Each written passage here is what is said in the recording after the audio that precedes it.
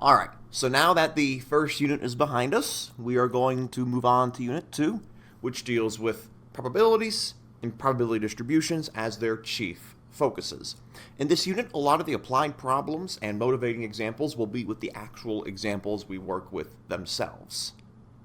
Now, for those of you that finished the test, you might find this meme to be rather appropriate. Hope you get a good laugh out of it. So, we're going to start with the view definitions, relatively short and quick, and then we're going to move on to visual displays for students who are visual learners, and then the examples, laws, formulas, etc. So when we discuss probability, mathematically it's from 0 to 100% inclusive. Now, in common parlance, we might say, I am 120% confident that the Patriots are going to lose the Super Bowl. Or you might say, I am 200% sure that I'm going to fail this test. When we say that, we don't literally mean you're going to fail the test so hard that you're going to fail it twice in one sitting. What we really mean is we are completely and totally sure that it will occur. On the other extreme, suppose that you're going to pick your parents up from the airport, they give you a call, they say, you're going to be here within 5 minutes, and you say, I am negative 25% sure that I will be there in 5 minutes. Now, you don't literally mean you're going to break the fabric of space and time and somehow go backwards into the 1930s or anything like that. You're essentially saying 0% chance. So it is important that you convert your English parlance into the mathematical concepts here, because otherwise you can get some very funky mathematical results. Now, when dealing with these probabilities, sometimes we'll have discrete outcomes, sometimes continuous outcomes. Say when we're talking about discrete outcomes, we're rolling a die, a fair six-sided die, 1, 2, 3, 4, 5, 6. That would constitute our sample space, the set of all possible outcomes. So let's suppose you're playing a game of Settlers of Catan, and you're rolling 2 dice, and for whatever reason you're a goober, and you have 3 cities all around a 12. Don't know why you do that, but hey, we've all done goofy things at some point before. In this case, we could say P of A, where A is 12, is the chance of A rolling a 12 occurring. On the other hand, suppose that your friends really do not want your goofy bet to pay off, so they might want P of not A, so not getting a 12 being the case. Here we have the tilde, which on your keyboard is Shift and then the key on the top left that's below Escape. Now, if you're in computer science, you might be familiar with the exclamation mark, so not A. The reason why we don't use that notation in this course is because the exclamation mark will be used for an operation called the factorial a little bit later in this unit. So instead we will use the tilde. So if it's tilde A, that means everything not A. So in the case of rolling a 12, if we do not want a 12, then that would be a 2, 3, 4, 5, 6, 7, 8, 9, 10, or 11. This is what's known as the complement of A, so quite literally everything not A. As another example, if you have 12 cards in your hand in Settlers of Catan, your hope is that a 7 is not rolled lest you flip the table over and go jump out the window, because you're finally about to win, and now everyone's suffering has to be prolonged for another 5 minutes. Unless another 7 is rolled, in which case you have to prolong that for another 5 minutes. Next thing you know, the sun's already risen. In that case, your complement of A, everything not A, would be 2, 3, 4, 5, 6, 8, 9, 10, 11, and 12. Now, in that case, you could add up all those probabilities, or you could use something called the complement law that we'll discuss in a little bit. Now, when dealing with these events, we have independent and dependent events, and these give rise to different probability laws and rules.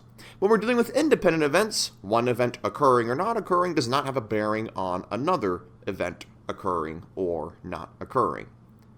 Now, some people make a mistake known as the gambler's fallacy, where they think something is on a hot streak, and so therefore it definitely must occur again, or there's no possible way it can occur again. Well, if we take, say, just one die, and we roll it once, just because we've gotten a 6 3 times in a row, that doesn't mean we're guaranteed to get a 6 on the next roll, or guaranteed not to get a 6 on the next roll, because at least, in theory, each die roll is supposed to be independent. On the other hand, we do have some circumstances where one event happening, or not happening, changes the chances of another event happening. So for example, let's go to a game of Monopoly, and let's suppose you're heading down death row, the greens and the blues, and your goal is not to land on Boardwalk or Park Place. And you're starting from the space right before jail. Suppose that you roll a 6. That'll put you on the railroad. Well, in that case, if you roll a 2 or a 4, you'll land on those blues. However, it is no longer possible to land on the greens.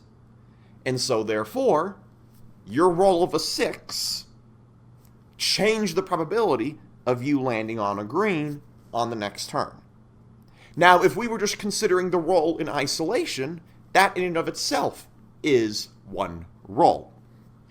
If we want to specifically focus on that one roll, let's consider the 2 dice in that roll. Suppose your goal is not to roll a 12, land on Boardwalk, and get immediately bankrupted. Well, in order to get that 12, you need to roll 2 6s. Suppose that you, in the interest of significantly increasing the drama, decided to roll 1 die at a time. If you roll the first die and it comes up as a 1, it's no longer possible for you to roll that 12. And so that is, if we treat these 2 dice separately and then add them together, now our final result can be dependent on what we initially get die by die. Went up dramatically. So that is the idea behind independent and dependent events. Something important to consider is just because we're on a hot streak or a drought, whether it's with gambling or something else in life, that doesn't necessarily mean there are nefarious forces acting behind the scenes. Could be, probably not. So, in the example of rolling that 12, 1 die at a time, this gives rise to conditional probability, and this helps to relate our independent and dependent events together depending on the circumstances that arise. So for example, suppose we're rolling 1 die at a time and we're asking the probability that our 2 dice sum up to a 12 given that our first die was a 1. Well, in that case, the answer is going to be 0. Because if your first die is a 1, even if your second die was a 6, you still can't get 12. On the other hand, what's the probability of getting that 12 if our first die was a 6? Well, now it just depends on whether or not the second die is a 6, equal probability, 1 out of 6. And so this bar, this is what some of you might recognize as the absolute value bar. On your keyboard, it is shift, and then I believe that's the /. It's the right above the enter key, and that denotes conditional probability. So the chance of A happening, assuming that B has occurred. Sometimes you can slightly flip it around. You can say P of A given not B, but it's still the same idea. Conditional probability is one of the most important concepts both in this course and beyond that. Even if you do not become a math or stats major, or you don't major in anything related to STEM, you're still going to see conditional probability come up a lot in life, and if you have a good understanding of it, then it'll allow you to process the world in a way that'll give you a better understanding of it and what's happening around you, as opposed to somebody who has their head in the sand. So with that, let's now get on to some visuals. We'll start with the example of flipping a coin. Here we have a tree diagram, briefly touched upon in the previous unit. Let's suppose we just flip the coin twice. In the case of flipping the coin twice, we can get a head or a tail. Let's assume that it's fair. Suppose we flip a head the first time. The second time we could still get a head or a tail. Those are independent of each other. But now let's suppose I asked you for the probability of getting 2 heads. From the outset, we have 1 out of 4 possibilities, so 1 out of 4. And this is a visual one. We'll get to the computational reason why a bit later. On the other hand, let's suppose you rolled a head the first time. Well, flipped a head the first time. In this case, this whole bottom part is no longer possible because you didn't roll a tail the first time. So in effect, suppose I ask you for the probability of getting 2 heads given that you already rolled a head on the first time. In this case, it's all down to the second flip. If you get a heads on the second flip, you're good to go. So it's now down to 1/2. So that is a tree diagram illustration of conditional probability. We have some more visual examples of these definitions as well. So here's a visual example of the complement law. Oh, there we go. So with the complements, suppose that this rectangle right here constitutes our sample space. And in particular, this right here is the event A that we're interested in. The complement of A is going to be all of the rest of this, everything else. Therefore, by looking at this, if you add up A and the complement of A, that is their probabilities, it's going to have to add up to everything. And that's going to be one of the probability laws that you'll see in a moment. I'll come back here to reference that in case you're a little bit confused. Our next visual example is what we call the intersection of two events. The probability of A and B occurring. So converted into English, this says A and B. The probability of A and B occurring is their overlap. For example, suppose that we are out in this area. If we're out in that area, then neither A nor B have occurred, so there's no intersection. On the other hand, let's suppose that we're in this area. Well, maybe A and B has occurred. We're not sure. The same goes if we are in this area. If B has occurred, maybe A and B will occur. And likewise, if both of them have occurred, we have this overlap and we have the P of A and B. So let's consider those possibilities and how this can inform us with the complement law, which you'll see this formulation of P of A and B showing up in for the conditional probability law. That is, I'm going to give you part of the visual derivation for where the conditional probability law will come from. Think of it this way. Suppose we're considering a P, let's switch the color, a P of A given B. In order to have a P of A given B, by definition, we must have both. You can't have A given B unless you have A and B. So therefore, this formula at some point is going to have to involve our intersection. So this is why we have this notation for intersection, mostly because we'll need it for the definition of conditional probability. Next up, we have disjoint, the two events that are completely and totally independent of each other. They're mutually exclusive. The reason why is because, as you can see, there is no overlap between these two whatsoever. Obviously, if we're outside of both of them, then you can't have both. If A has occurred, then you can't have B because we're not in the yellow circle. Same idea goes with B. If two events are disjoint, then their conditional probability is 0. And then we have what's called the union. And this one is a bit more intuitive. We have U for union. In this case, it's A or B in the computer science sense. Converted to English, this technically means A and or B. If you have taken a computer science course before, then we can just put or and that'll register. But for a lot of students, when they hear or, they think one but not the other. The union means at least one of these. It's easy to remember the difference. We have U for union. So U for union and the upside down U for intersection. So as an example, suppose we're outside of A and B. Well, then neither has occurred. The union, therefore, has not happened. On the other hand, suppose we got A, but we didn't get B. Well, that's A or B, so we're good to go. Suppose we got just B. Well, that's A or B, we're good to go. And if we got A and B, that is A and or B, that's good to go. And so this is why this whole area constitutes our union. We do have a formula for getting the union of A with B, and we'll come back to that in just a moment. So now let's specifically look at this one. This one less so introduces a new definition and more so helps us understand where our formula for the union is going to come from. Let's think about it this way. Here we have the probability of A occurring.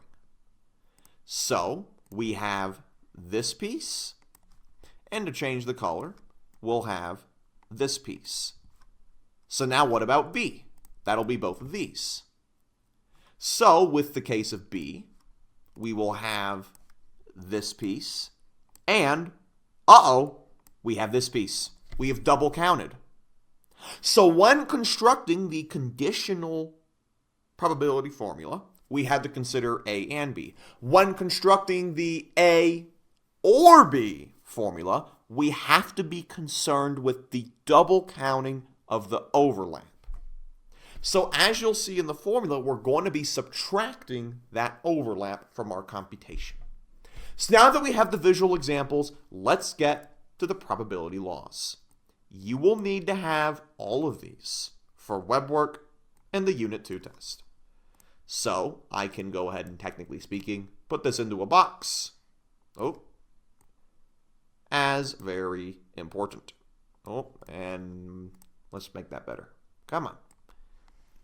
There we go. You're going to want to have these written down. Let's go part by part. We're going to start with this first formula.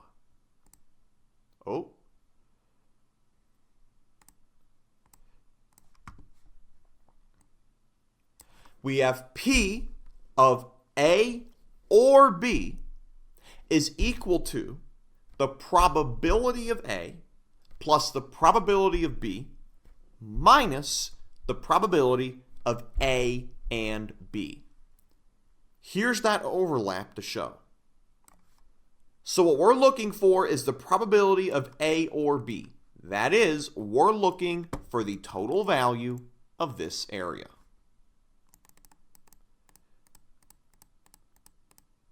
So, in that case,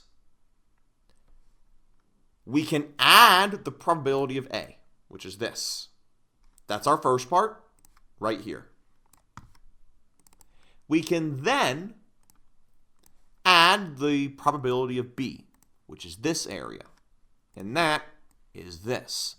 But because we've added both circles, we have included the overlap twice. And because we have included this overlap right here twice, this A and B, we must subtract it. Not because it isn't included, but because we double counted it. Now, let's suppose, coming back up here, that A and B are disjoint. They're independent. They're mutually exclusive. If that's the case, then there is not any overlap to speak of. That is, in this case, we have P of A and B is equal to 0.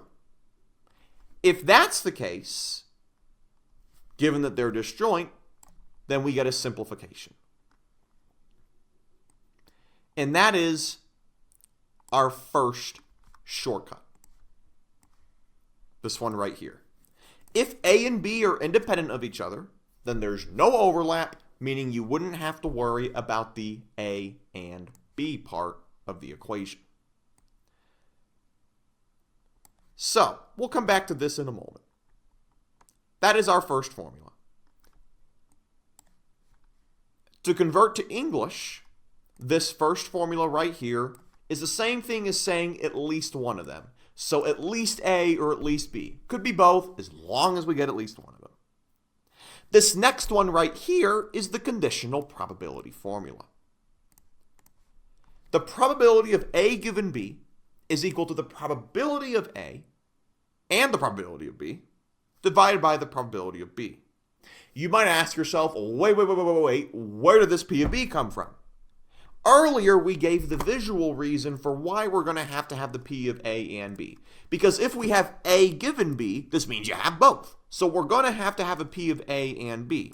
So you might say, well, then where did this P of B come from? Here's why. Let's come back up over here to this intersection. If B has already occurred, then we're limited to this.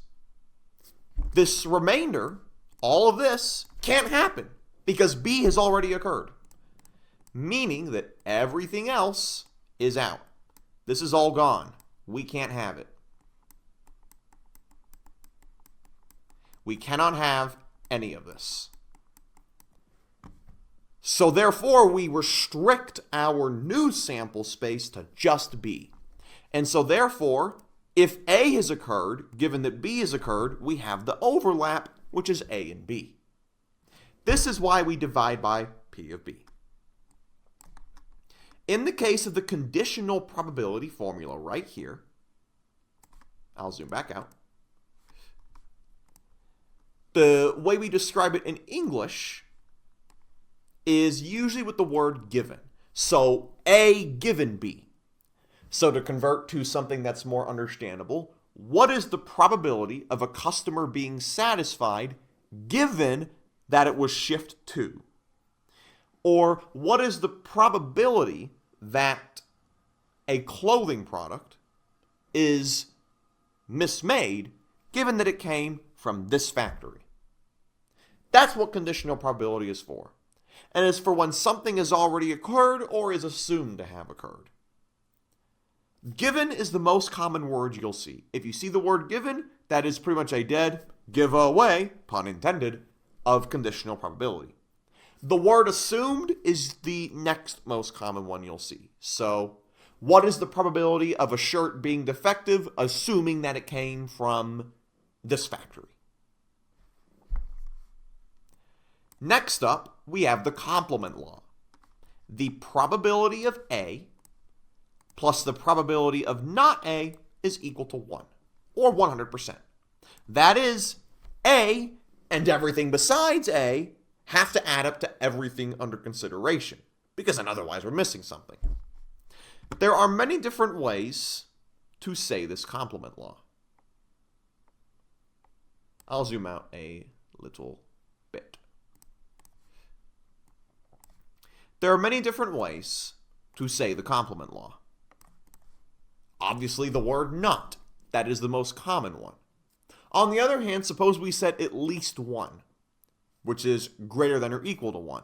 Well, that's just saying not 0. So at least something. Another way of saying it is if we're dealing with our sample size. If we say below the biggest number, so less than n, that's everything besides n. Everything besides the biggest thing. Not everything.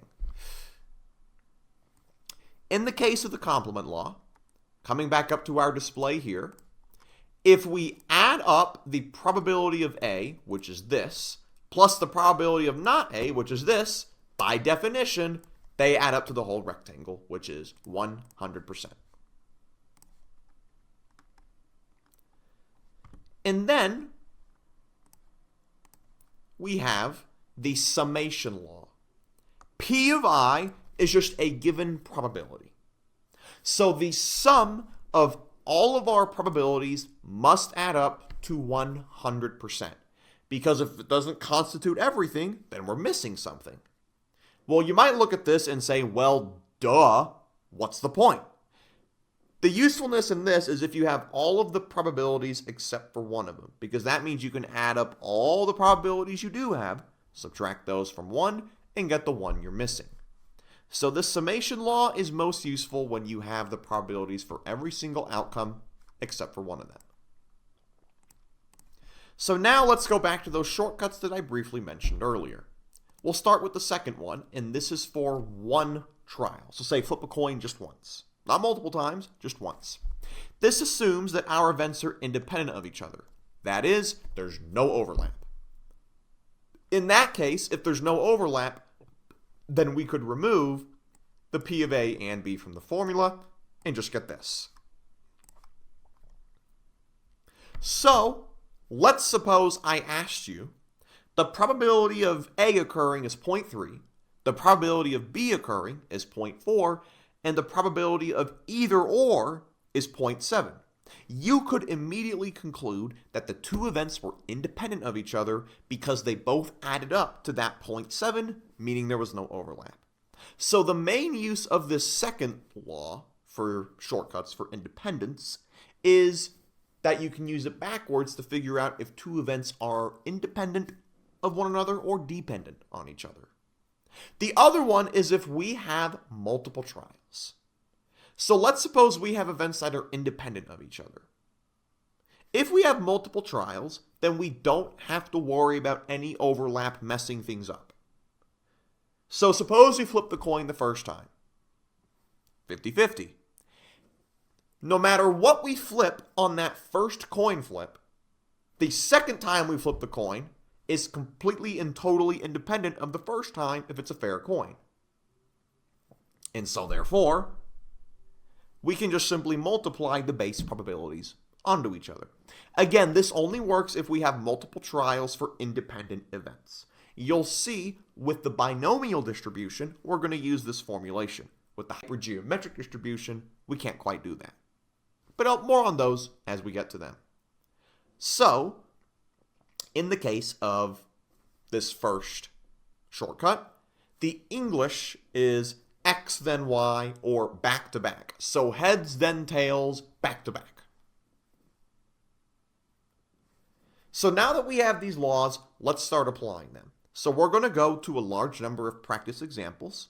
So you can take a moment to work each of them out as we get to them, and then we'll go over the answers. Many of them have layperson shortcuts, which are completely fine to use, but with all of them, I'm going to explain both the, what you might call common sense explanation, and I'm going to use probability laws as well, so you can get practice with both. By having both solutions, I hope there's at least one that will make sense that you're able to understand the material. So with that, here is our first example. If you would like to take a moment to do so, you are welcome to. So, let's start with the first one, the probability of getting at least one head. So P of greater than or equal to one head.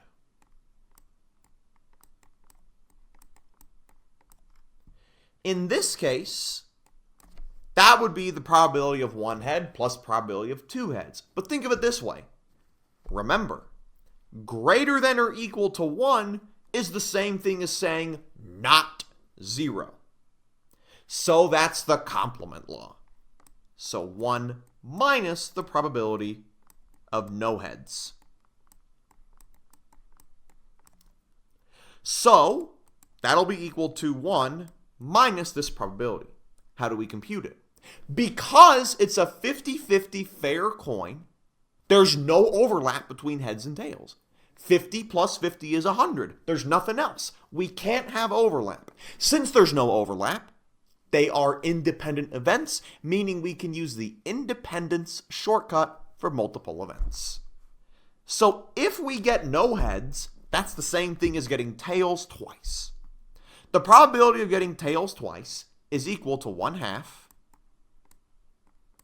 times 1/2, which is 3/4 when you subtract it. So the probability of getting at least one head is 3/4. Now let's move on to part B. For part B, the probability of getting greater than or equal to one tail is equal to 1 minus the probability of no tails. It's the same logic. And that is where the math converges with common sense. We just get the chances of getting these tails and knock them off of 1. So 1 minus 1/2, because getting heads the first time, and then heads the second time. Because common sense tells us if we're getting at least one tails, then we couldn't have gotten heads both times. Maybe once, not both. So all we have to do is just exclude the possibility where we get tails both times in order to get tails once, which is also 3/4. Now, let's get to part C.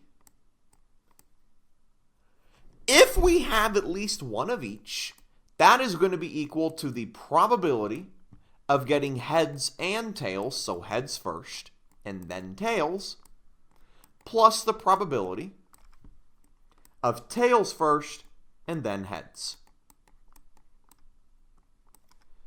In this case, if we have heads and then tails, that's equal to the probability of heads times the probability of tails.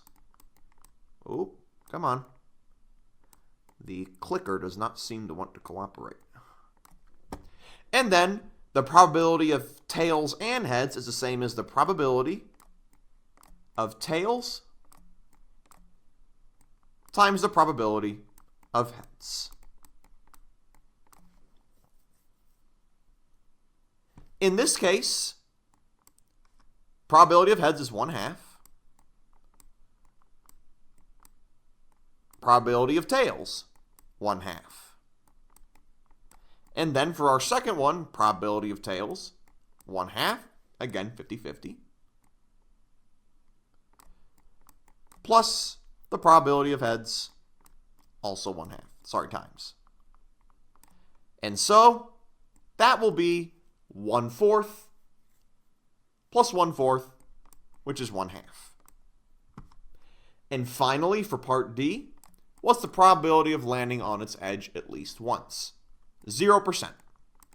Because if heads is 50-50 and tails is 50-50, that adds up to 100%. There's nothing left. And if you don't believe me, think of any time in your life where someone managed to land it on its side. Hasn't happened because of the laws of physics. It's really, really hard to do in non-controlled circumstances. Even in controlled circumstances, it's pretty hard. So, with that said, let us now continue on to our next problem. Fun fact, if you're wondering why the mouse is moving off a bit to the left, that's because the recording software is on the separate screen, so that way it's not out here in the open blocking your view of the whiteboard. So now we have this next one. Go ahead and take a moment to solve this one, if you would like to. So in this case, if you're a college grad with computer skills, that means we're looking for the probability of being a college grad, so we'll just say COLL since we already have a COM, and someone with computer skills, so comp. I could put COM, but someone's probably going to misinterpret that. So this is going to be equal to the probability of someone being a college grad times the probability of having computer skills. Here's the reason why we can do that. Although it's technically just one person, we have two trials on one person. Because you could have someone with computer skills who isn't a college grad. You could have someone who is a college grad who doesn't have computer skills. So if these two characteristics are independent, then that means it's going to be 0.4 times 0.3, which is 0.12.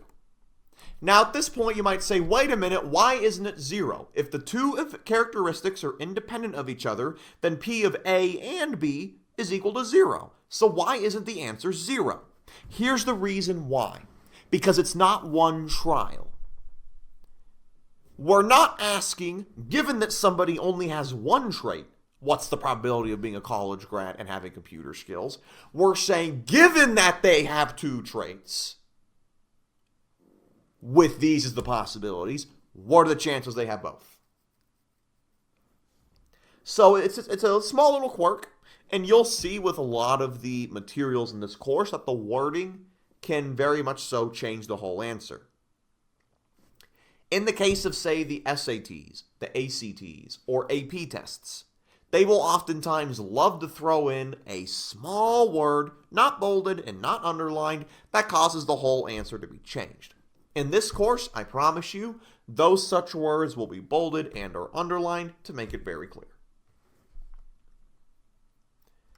So, with that said, let's take a little bit of a breather, because there's a slight problem. In these examples, we had complete information. We had all the numbers. We just had to do computations associated with them. But let's move into the real world for a little bit now. What happens if your coworker is an idiot? It happens. People do stupid things sometimes. What happens if you don't have all the data you need? What happens if somebody sends you an Excel workbook and you're missing a bunch of the entries, or, God forbid, a whole sheet? If you're missing a whole sheet, so you're just missing nearly everything, we have ways of dealing with that in Unit 3. In this unit, we're going to consider the possibility where you're missing some of the entries. So you have some of the data, but not all of it.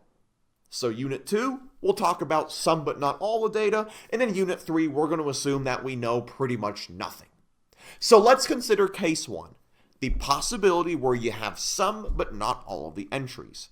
In many of these cases, you can use logical deduction to get your remaining entries so that you can finally perform some analysis of the data. For anyone who has played Sudoku before, or any kind of logic game, this will be very familiar. But some students haven't, and that's fine. I'm going to go through the process from the basics so that everyone is working from the same playing field. If you've played a game of Sudoku before, if you've done a logic puzzle before, you're going to find this to be extremely easy. So let's suppose we have a table where we're missing a large number of the entries. As long as we have at least half of them, we can get all the remaining entries back.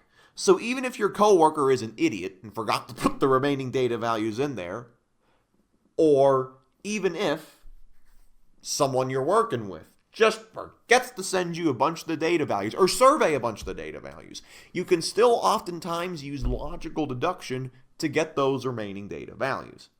Now, if we went over every single possible case of logical deduction, it would turn into an entire degree program, which the Department of Philosophy probably already has. So we're going to stick with the logical exercises that are more so applied.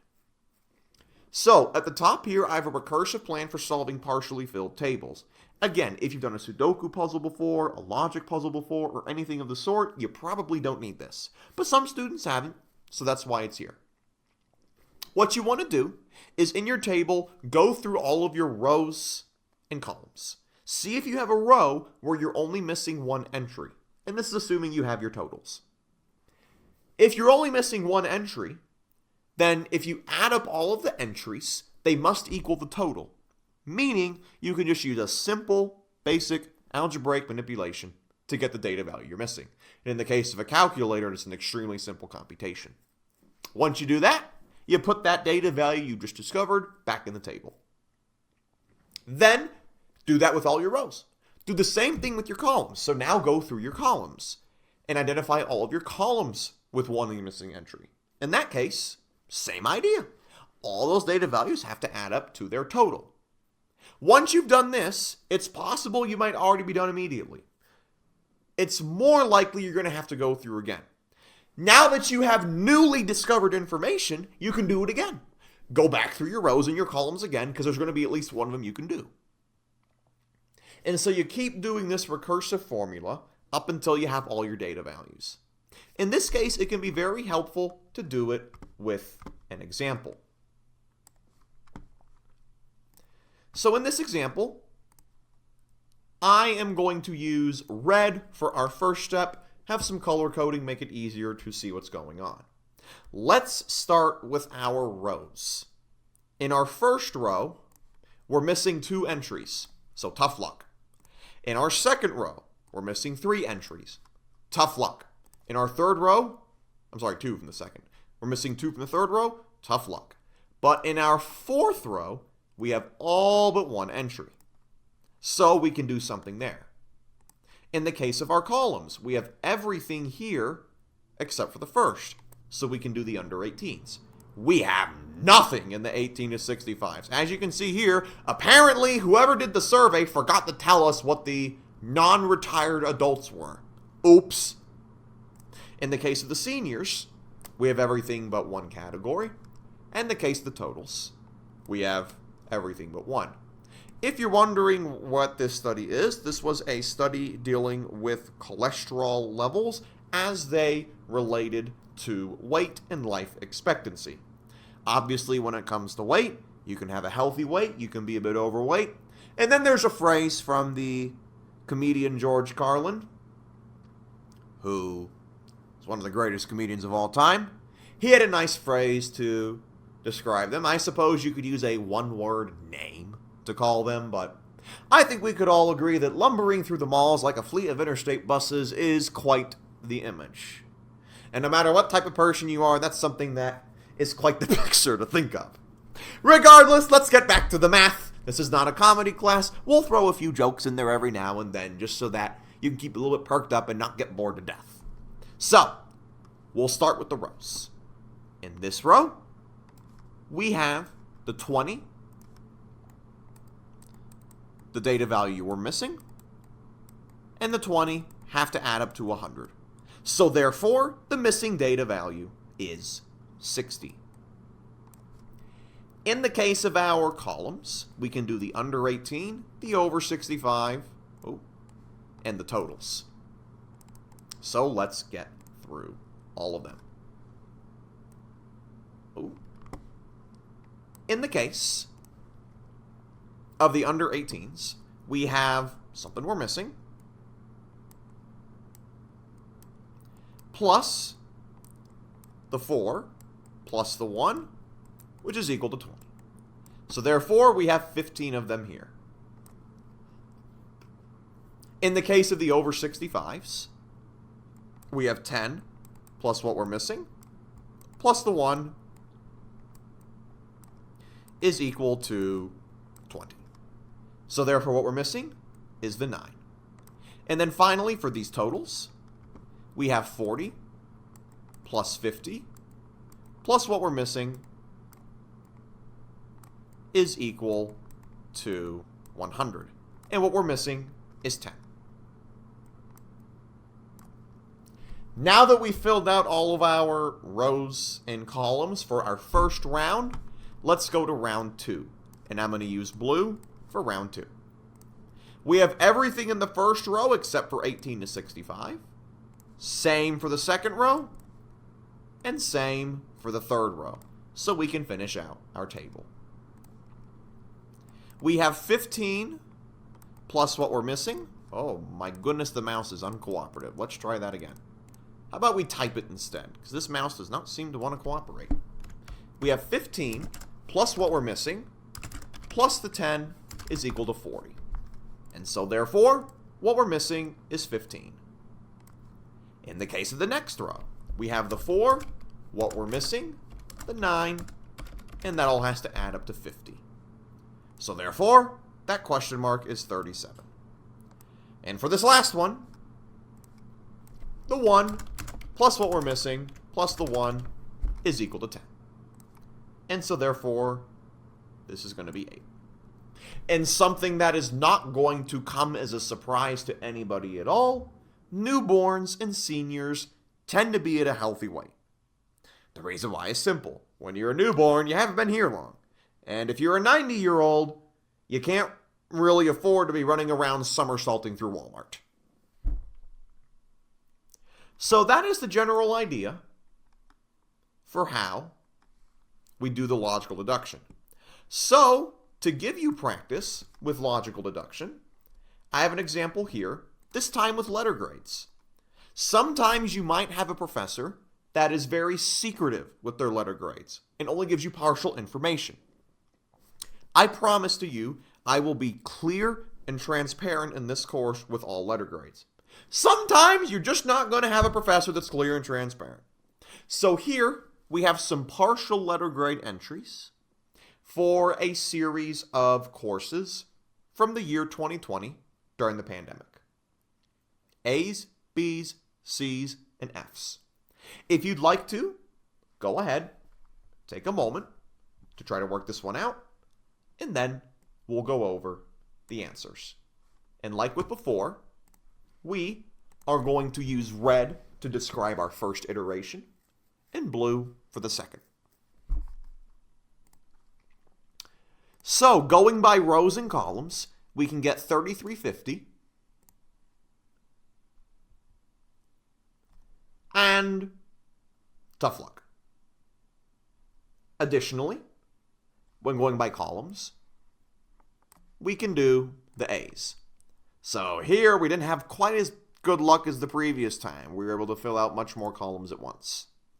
So in this case, for our first column, this is very simple and straightforward.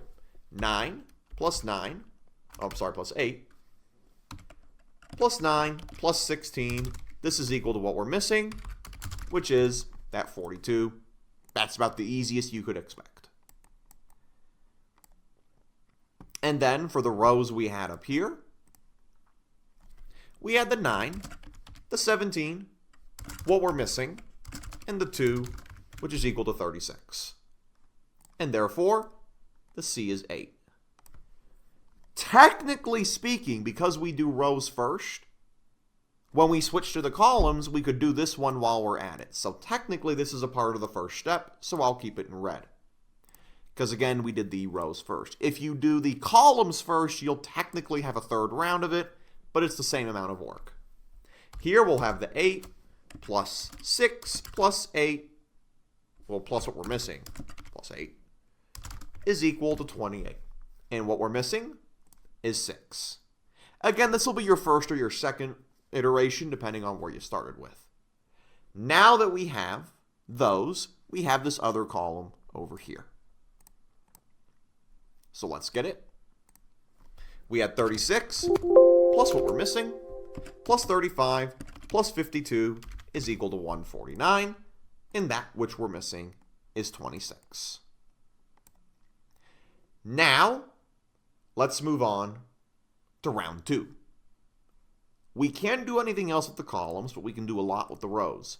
We can now do 1300, we can do 3350.02, and we can do total. So let's get started with those.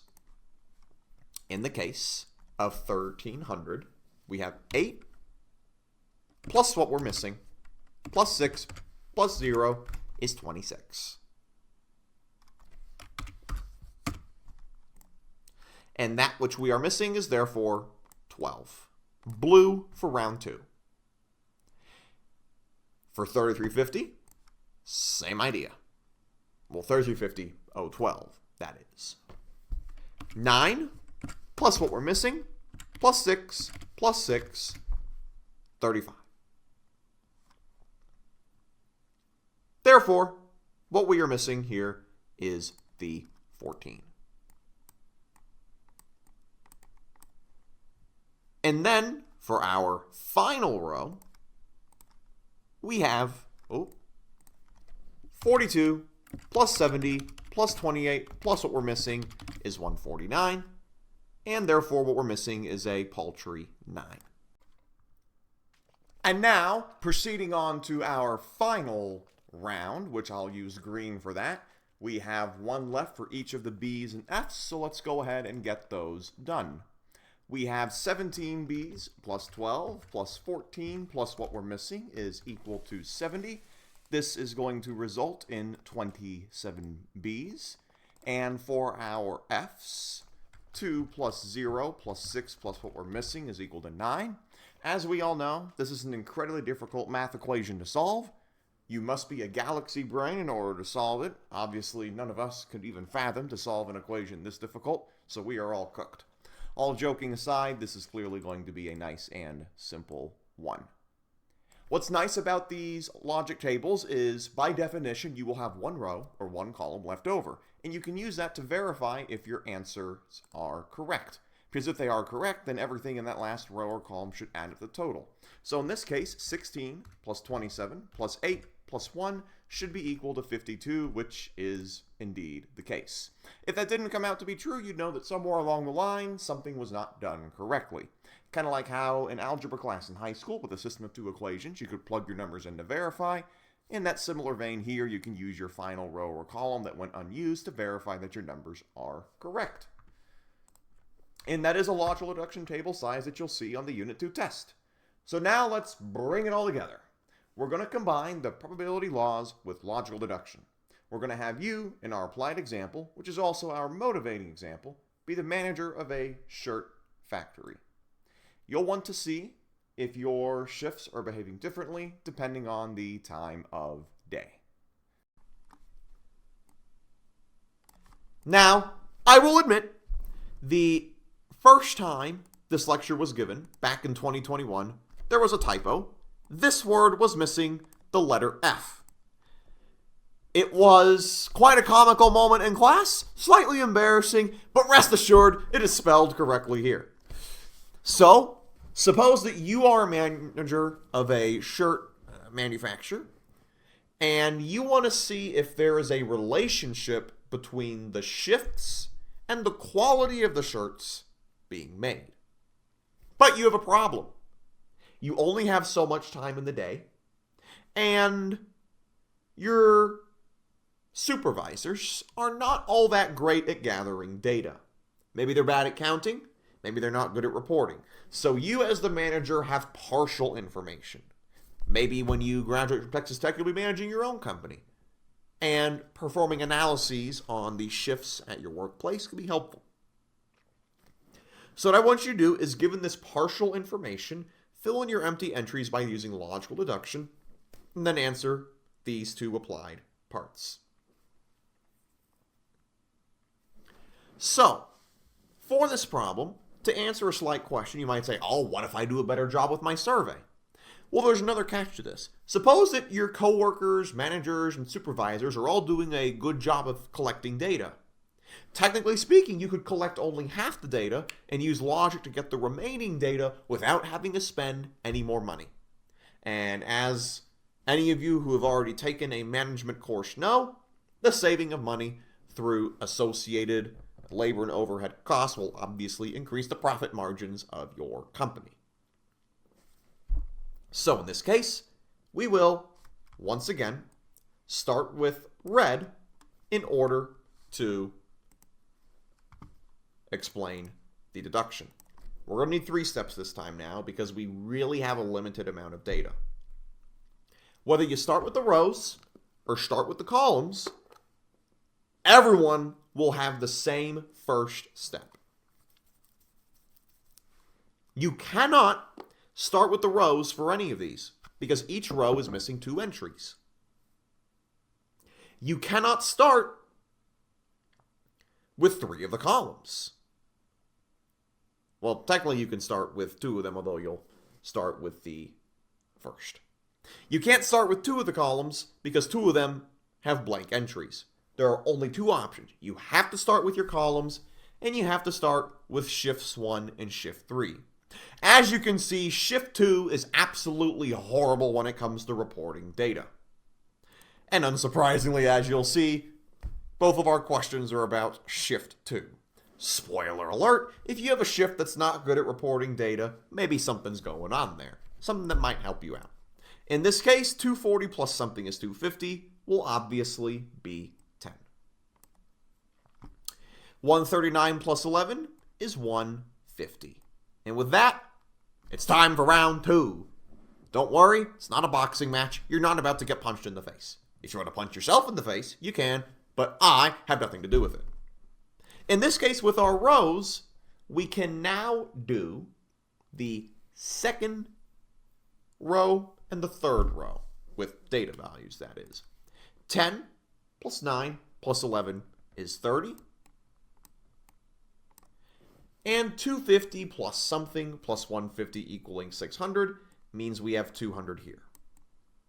Thus, for our final step in green, 191 plus 90 is equal to 200.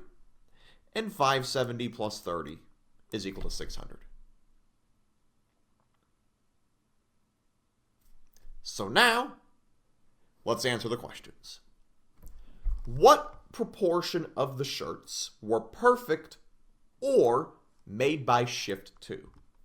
So we are asking for the probability that a shirt is perfect or made by shift 2.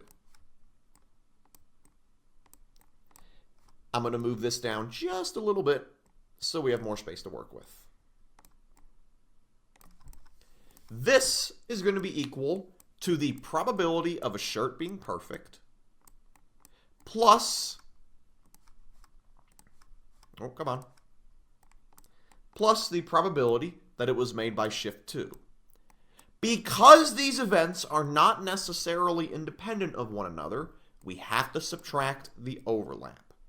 So now the full overlap law, the full union law applies. And by union law, I mean math, not in terms of governmental policy. This is a math class, not a class on U.S. federal government policy as it relates to Supreme Court cases on unions. We ain't touching that. So this is equal to the probability, perfect, and shift 2, so we account for the overlap. The probability of a shirt being perfect is simply all the perfect shirts, 570, divided by the total number of shirts, which is 600. Plus the probability that a shirt was made by shift 2. Shift 2 made 200. So we have 200 over 600. And then we subtract the number of shirts that were perfect and made by shift 2. 191. So 191 over 600. Joining up, oh my goodness, that is not a pretty 6. Joining up all of our denominators, divided by 600, gives us 579, adding up those numerators, which, if you wanted to put it into decimal form, you technically could. So you could take this 579 over 600, which is roughly 96.5%.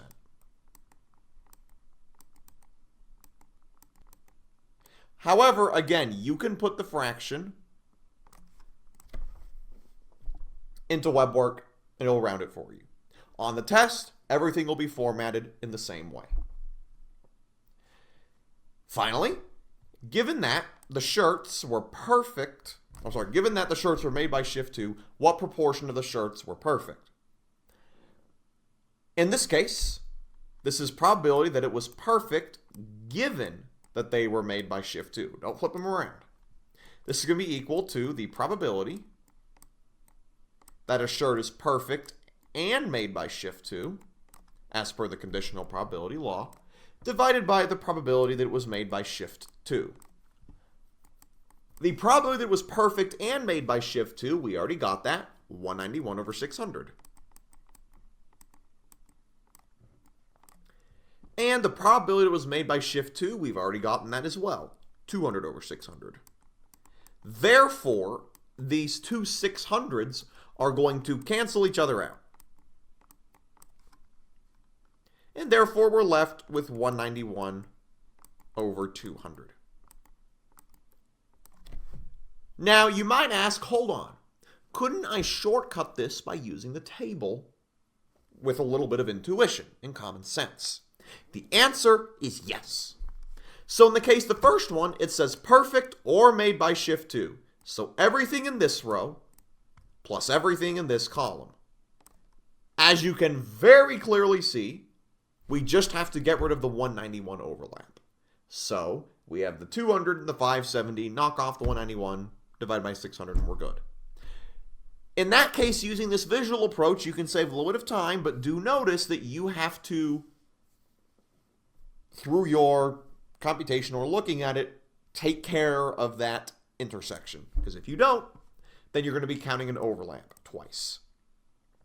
In the case of a second one, given that they were made by shift 2, so we're only considering this rectangle, what's the probability that they were perfect? So 191 over that 200. This is another reason why using the logical deduction can help, because if you have the full tables, the computations simplify a good bit. On the test itself, you will have a logic table you have to work with, and you'll have to answer a series of questions associated with it. There will be a total of 8 blanks in the logic table. It will be a similar size to the previous example. The practice test has one as well. You'll be able to enter in those numbers. Partial credit will be enabled. There will be then 4 questions about the numbers in the probability table. 2 of them will be, well, not probability table, in the data table. 2 of the numbers will be probability questions, like the ones we've covered here. The other 2 will be ones about expected value, which we're going to cover in the next lecture. With that, we have completed all of the material for today's lecture. In the following lectures, we're going to cover discrete probability distributions and continuous probability distributions. So we're going to dive a bit more into some specific circumstances and how they are going to apply to situations you might find in your life. So with that, have a great rest of your day, and I'll see you in the next lecture.